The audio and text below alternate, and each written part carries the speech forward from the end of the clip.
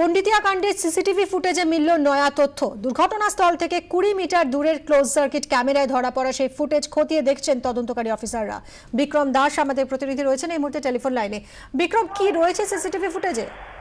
দেখো, পণ্ডিতের দুর্ঘটনায় যুবকের মৃত্যুর ঘটনা তদন্ত নেমেছে কলকাতা পুলিশের গোয়েন্দা বিভাগের হোমিসাইড শাখা, এবং যেটা আমরা তদন্তকারীদের সূত্রে জানতে পারছি, তদন্তকারীরা ইতিমধ্যে তদন্ত করতে গিয়ে ঘটনাস্থল থেকে 20 মিটার দূরে একটি সিসিটিভি ফুটেজ পেয়েছে। সেখান থেকে অত্যন্ত গুরুত্বপূর্ণ কিছু তথ্য উঠে এসছে।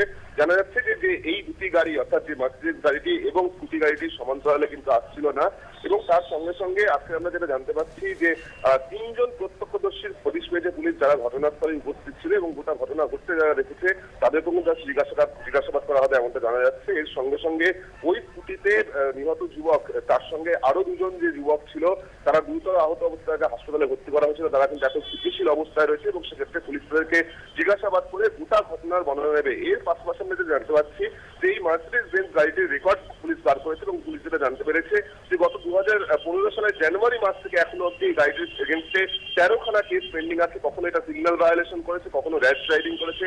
এই ধরনের কেস কিন্তু এই গাড়িটির বিরুদ্ধে ইতিমধ্যেই 13খানা রয়েছে, এমনটাই জানা যাচ্ছে। ধন্যবাদ বিক্রম।